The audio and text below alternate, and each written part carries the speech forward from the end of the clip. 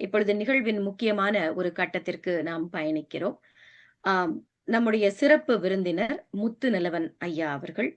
ஐயா அவர்களை உங்கள் அனைவர் சார்பிலும் முதலில் வருக வருக என வரவேற்று மகிழ்கிறேன். ஆம். ஐயா உங்க வீடியோ ஆன் பண்ணிக்கிறீங்களா ஐயா? பண்ணிட்டேன். நல்லது. ஐயா அவர்களுக்கு முதலில் பணிவான வணக்கத்தை தெரிவித்து மகிழ்கிறேன். வருக வருக.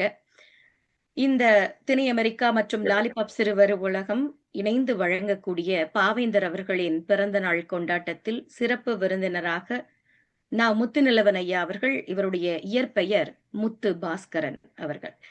பிறப்பு பட்டுக்கோட்டையில் 1956. இப்பொழுது ஐயா அவர்கள் இருப்பது புதுக்கோட்டையில். 35 ஆண்டுகளாக அரசு பள்ளி தமிழ் ஆசிரியராக 2014 இவர் பணி நிறைவு பெற்றிருக்கிறார். தமிழ்நாடு அரசு பாடநூல் குழுவில் இருமுறை 2008 மற்றும் 2018 பணியாற்றியிருக்கிறார். 12 நூல்களை எழுதிய பெருமைக்குரியவர். பல நூல் மலர்களை தொகுத்திருக்கிறார். புதிய மரபுகள் கவிதை நூல் தமிழ்நாடு கலை இலக்கிய பெருமன்ற விருதை பெற்றிருக்கிறது. புதிய மரபுகள் மதுரை காமராஜர் பல்கலை MA தமிழ் வகுப்பு பாட நூலாகவும் இருக்கிறது. முதல் மதிப்பெண் எடுக்க வேண்டாம் மகளே 5ஆம் ஆண்டில் 5 பதிப்புகளை கண்ட நூலாக சிறப்பு பெற்றது. அந்த நூலுக்காக திருப்பூர் தமிழ்ச்சங்க விருதினையும் பெற்றிருக்கிறது 2015. அதே நூலுக்கு சென்னை கவிதை உறவு அமைப்பின் முதற் பரிசு 2015 கிடைத்திருக்கிறது. பல்வேறு அமைப்புகள் பாவேந்தர் விருது, தொல்காப்பியர் விருதுகள் போன்ற விருதினை பெற்ற பெருமைக்குரியவர். கல்கி சிறுகதை போட்டியில் 2 முறை பரிசுகளை பெற்றிருக்கிறார். 2024 வட அமெரிக்க தமிழ்ச்சங்க பேரவை ஃபெட்னா அழைப்பினை ஏற்று அமெரிக்காவிற்கு வந்து கவியரங்க தலைமை உட்பட பல நிகழ்ச்சிகளில் பங்கேற்றிருக்கிறார். அறிவொளி இயக்கத்திற்காக இவர் எழுதிய சைக்கிள் ஓட்ட கத்துக்கணும் தங்கச்சி பாடல் மலையாளம், கன்னடம், தெலுங்கு, இந்தி, ஆங்கிலம் என பல மொழிகளில் மொழிபெயர்க்கப்பட்டு சமம் இயக்கத்தினரால் பாடப்பட்டது. பிரபல எழுத்தாளர் சாய்நாத் அவரது சைக்கிள் பாடலை மையப்படுத்தி எழுதிய if there is a wheel கட்டுரை கர்நாடக அரசின் 12ஆம் வகுப்பில் பாடமாக உள்ளது. தமிழ்நாடு முற்போக்கு எழுத்தாளர் கலைஞர்கள் சங்கத்தின் மாநில துணைத் தலைவராக கலை இலக்கிய பணியில் நாடு முழுவதும் சுற்றி வருகிறார். இவரது சிறுகதையும் அடங்கிய புதிய காற்று தமிழ்நாடு முற்போக்கு எழுத்தாளர் சங்கம் அந்த தொகுப்பு நெல்லை மாசு பல்கலைக்கழக இளநிலைப்பட்ட படிப்பிற்கு பாடநூலாக இருக்கிறது. திண்டுக்கல் லியோனி அவர்களின் தலைமையில் சுமார் 20 ஆண்டுகளாக நிறைய தொலைக்காட்சிகளில் எல்லாம் உலகத்தை எல்லாம் சுற்றி வந்திருக்கிறார். இவருடைய 70ஆம் வயதில் நடந்த முத்துநிலவன் படைப்புகள் ஆய்வரங்கம் நிகழ்வில் மாண்புமிகு அமைச்சர்கள் எஸ் ரகுபதி, சிவ வி மெய்யநாதன் இருவரும் கலந்து கொண்டு இவரை வாழ்த்தி 2 நூல்களை வெளியிட்டிருக்கிறார்கள். புதுக்கோட்டையில் கணினி தமிழ்ச்சங்கம் வீதி தமிழ்நாடு முற்போக்கு எழுத்தாளர் சங்கம் வழியாக இளைய எழுத்தாளர்களின் ஆலோசகராக இயங்கி வருகிறார். இப்படி இவரது பெருமையை சொல்லிக்கொண்டே போகலாம். அப்படிப்பட்ட பெருமைக்குரிய முத்துநிலவன் ஐயா அவர்களை சிறப்புரையாற்ற உங்கள் அனைவர் சார்பிலும் வரவேற்று மகிழ்கிறேன். வாங்க ஐயா.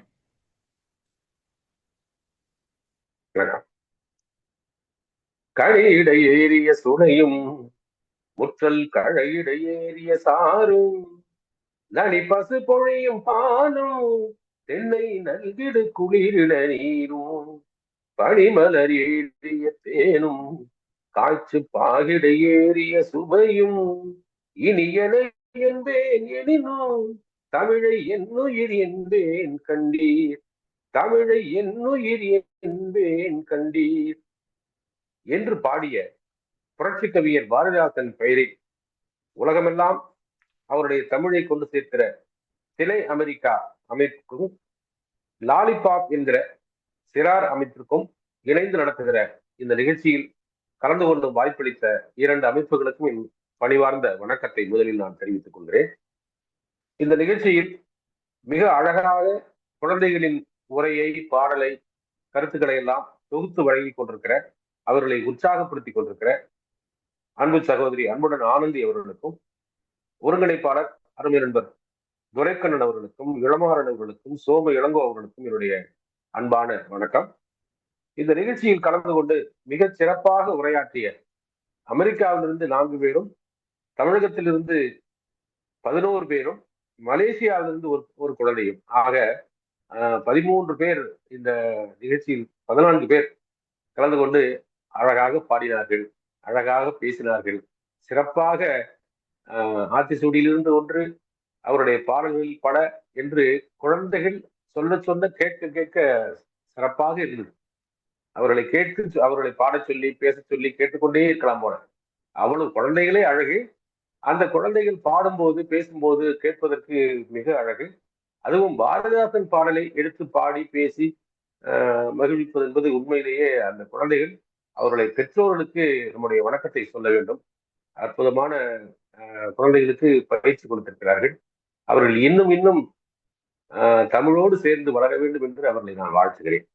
அதே போல இந்த நிகழ்ச்சிக்கு வந்து கலந்து கொண்டிருக்கிற புதுக்கோட்டை வீதி அமைப்பின் ஒருங்கிணைப்பாளர் தங்கை கீதா அவர்கள், நண்பர் சீனி கார்த்திகேயன் அவர்கள், அமெரிக்காவிலிருந்து வந்திருக்கிற ராஜீவ் வாஞ்சி அவர்கள், பெங்களூரிலிருந்து இயங்கிருக்கிற சாரதா அவர்கள் ஆகியோருக்கும் என்னுடைய அன்பான வணக்கத்தை தெரிவித்துக் கொள்கிறேன்.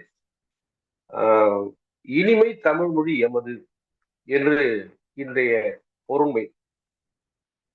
தமிழை படித்தால் என்ன ஆக போகிறது என்று கேட்பவர் சிலர் இருக்கிறார்கள். ஆனால் தமிழுக்குள் இருக்கிற பல துறை அறிவு எல்லாவற்றையும் தமிழ் வாழ்த்திலிருந்தே தொடங்கலாம். அப்படி பாரதிதாசன் பாடிய பாடல்கள் பல வெறும் தமிழ் வாழ்த்தல்ல, உணர்ச்சிகரமான அறிவுபூர்வமான இன்றைய வாழ்வுக்கு தேவையான கருத்துக்களை தமிழ் வாழ்த்தின் மூலமே அவர் சொல்லுகிறார். அதனால்தான் இனிமை தமிழ் மொழி எமது என்பது வெறும் தமிழுக்காக அல்ல, நம்முடைய வாழ்வுக்காக. அந்த பாடலையே பாருங்களேன். இனிமை தமிழ் மொழி எமது, எமக்கு இன்பம் தரும்படி வாய்த்தனல் அமுது, கனியை பிழிந்திட்ட சாறு, எங்கள் கதியில் உயர்ந்திட யாம் பெற்ற பேரு, தனிமை சுவையுள்ள சொல்லை எங்கள் தமிழினம் வேறெங்கும் யாம் கண்டதில்லை, நனியுண்டு காதல் தமிழ்நாட்டினர் யாவர்க்குமே தமிழ் மீதில் இனிமை தமிழ் மொழி எமது என்று தமிழை பாடுகிற போதே தமிழ் சமுதாயத்தை பற்றி எப்படியாவது அதில் நுழைத்து விடுவார். வெறும் தமிழ் வாழ்த்தல்ல, வெறும் மொழியை வாழ்த்து என்ன ஆக போகிறது. அதனால் பாரதிதாசனுடைய பாடல்கள் முழுவதும் பார்த்தால் 2-3 செய்திகள் மாறி மாறி வந்து கொண்டே இருக்கு. ஏராளமாக எழுதியிருக்கிறார், காவியங்கள் எழுதியிருக்கிறார், தனிப்பாடல்கள் எழுதியிருக்கிறார்.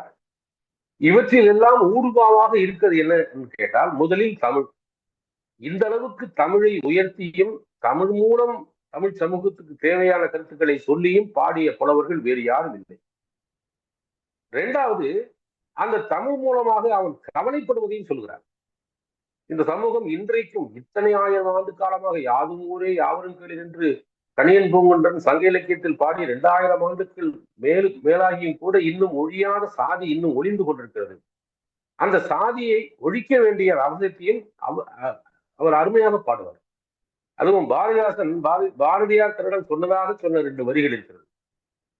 சாதி ஒழித்திடல் ஒன்று, நல்ல தமிழ் வளர்த்தல் மற்றொன்று, பாதியை நாடு மறந்தால் மற்ற பாதி துலங்குதல் இல்லை. அப்ப பாரதிதாசனுடைய சாராம்சமாக 2 செய்திகளை நாம் எடுத்துக்கொள்ளலாம். ஒன்று, சாதி ஒழித்திடல். முதல்ல இந்த சாதி ஒழிப்புக்கு அவர் கோபமாக பாடிய பாடல்கள் தான் இன்னும் ஏராளமான கிளர்ச்சியை ஏற்படுத்தியிருக்கிறது. சாதியில 4 பேரு 4 இடத்துல பிறந்தாங்கிற கருத்துக்களை எல்லாம் அவர் கோபமா பாடுற பாடல்கள்ல கேட்டீங்கன்னா, முகத்துல ஒருத்தன் பிறந்தான், தோல்ல ஒருத்தன் பிறந்தான், மார்ல ஒருத்தன் பிறந்தான், காலில் ஒருத்தன் பிறந்தான்னு ஒருத்தன் வந்து சொல்லணும் அவர்கிட்ட. அதுக்கு இவர் கோபமா பதில் சொல்றாரு, முகத்தில் பிறப்பதுண்டோ முட்டாளே, தோளில் பிறப்பதுண்டோ தொழும்பனே, மார்பில் பிறப்பதுண்டோ மடையனே, காலில் பிறப்பதுண்டோ கசடனே. இவனே சித்து. அப்ப இந்த ஜாதியின் மேல் அவருக்கு உள்ள கோபம், அது தீர வேண்டிய அவசியத்தை அடுத்தடுத்து சொல்லிக்கொண்டே போவார். அதே போல சமூக சீர்திருத்தத்தில் இந்த சாதி ஒழிப்புக்கும் பெண்ணடிமைத்தனத்திற்கும் தொடர்பு இருக்கிறது. அது என்ன பெண்ணடிமைத்தனம்னா, இந்த குழந்தைங்க வந்து பெண்ணடிமைத்தனம்னா என்னன்னு கேட்கலாம்.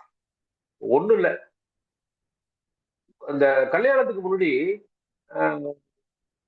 பெண் பார்க்கும் படங்கள்னு ஒண்ணு வச்சிருக்காங்க. இதெல்லாம் பாத்தீங்கன்னா ஆண் பார்க்கும் படங்கள் கிடையாது. அதாவது மாப்பிள்ளையும் பொண்ணு கல்யாணம் பண்ணிக்க போறாங்க.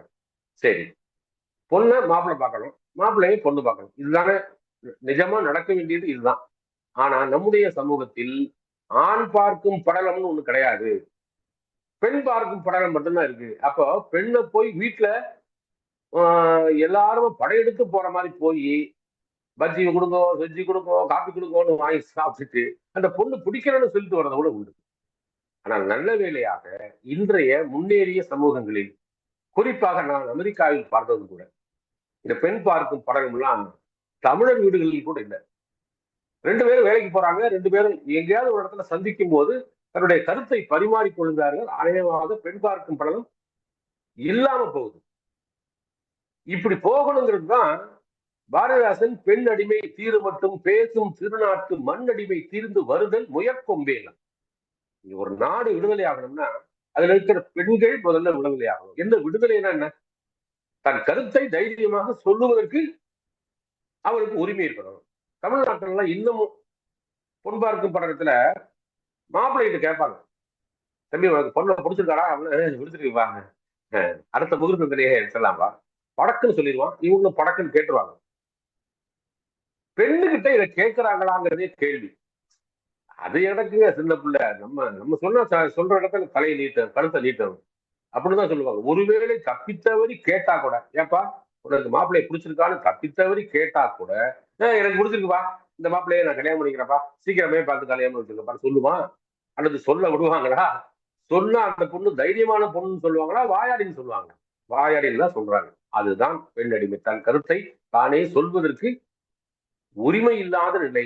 அப்போ பெண்கள் இன்னும் படித்தாலும் கூட, முந்தைய விட பெண்கள் நிறைய படிக்கிறாங்க. அது கூட நம்ம ஆனந்தி அவங்க என்னை அறிமுகப்படுத்தும் போது சொன்னாங்க இல்லையா, நான் 35 ஆண்டு தமிழாசிரியராக இருந்தேன். நான் பணியாற்றினது ஆண்களும் பெண்களும் படிக்கிற மாணவர்களும் மாணவிகளும் படிக்கிற பள்ளிக்கூடம். வழக்கமா தேர்வு முடிவு வரும்போது செய்தித்தாள் வரும், வழக்கம் போல இந்த ஆண்டும் பெண்களே அதிக சதவீத வெற்றி.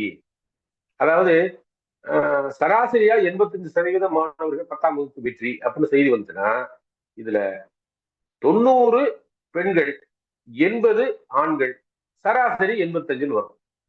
எப்பவுமே பெண்கள் தான் அதிக சதவீதத்துல வெற்றி பெறாங்க. அதிக சதவீதத்துல வெற்றி பெறது மட்டும் இல்ல, இந்த முதல் மதிப்பெண் கூட பெரும்பாலும் பெண்கள் தான் வாங்குறாங்க. எங்க பள்ளிக்கூடத்துல என்ன, நான் மாணவர்களை பார்த்து கேட்டேன், ஏன்னா மானத்தை வாங்குறீங்க, ஆண்டுதோறும் பெண்கள் தான் முதல் மதிப்பெண். நம்ம பள்ளியில கூட கடந்த ஆண்டு முதல் மதிப்பெண் ஒரு பெண் தான் வாங்கியிருக்கு, நீங்களும் நல்லா படிக்கலாம்டா அப்படின்னு சொன்னா, அதுக்கு அவன் சொன்னான், நல்ல கவனிங்க பிள்ளைங்களா, அதுக்கு அவன் சொன்னான், நீங்க தானே சார் பார்த்து போடணும் அப்படின்னா. என்னடா பார்த்து போடுறதுன்னு, ஆம்பளை பிள்ளைங்களுக்கா மார்க் நிறைய வர மாதிரி போடணும்ல அப்படின்னா. எப்படா பேர் இருக்காது, ஊர் இருக்காது, வெறும் நம்பர் தானடா இருக்கும், அந்த எண் வச்சு எப்படா ஆண் பெண் கண்டுபிடிக்க முடியும்னா, அதை கண்டுபிடிக்கணும்ல, அப்புறம் எதுக்கு உங்களுக்கு தமிழம் தர்றீங்க என்று சமத்தா பேசுவானே தவிர, வழக்கமாக பெண்களே இப்படி வர்றதுக்கு என்ன காரணம்னா, ரொம்ப காலமாக வாய்ப்பு மறுக்கப்பட்ட, அழுத்தி அழுத்தி வைக்கப்படுற பந்து அடிக்க அடிக்க மேல போகும், மேல தகுன்னு சொல்லுவாங்கல்ல, அது போல பல்லாண்டுகளாக படிக்க வாய்ப்பில்லாத பெண்கள், அடுப்போதும் பெண்ணுக்கு படிப்பு இறக்கு என்று கேட்டுக்கொண்டிருந்த சமூகம், படிப்பதற்கு வாய்ப்பு கிடைத்தவுடன் அதை பற்றி பிடித்துக் கொண்டு உயர்ந்துகிட்டே போகுது. அதனாலதான் மகிழ்ச்சியானது. பெண் கல்வி வருதுன்னு சொன்னா அது ஒரு குடும்பத்துக்கே வருதுன்னு அர்த்தம். ஒரு ஆண் படித்தால் அவனுக்கு மட்டும்தான் போய் சேரும்பாங்க. ஒரு பெண் படித்தால் பிள்ளைங்களுக்கு சொல்லிக் கொடுப்பாங்க, அடுத்தடுத்த தலைமுறைக்கு போய் சேரும்பாங்க.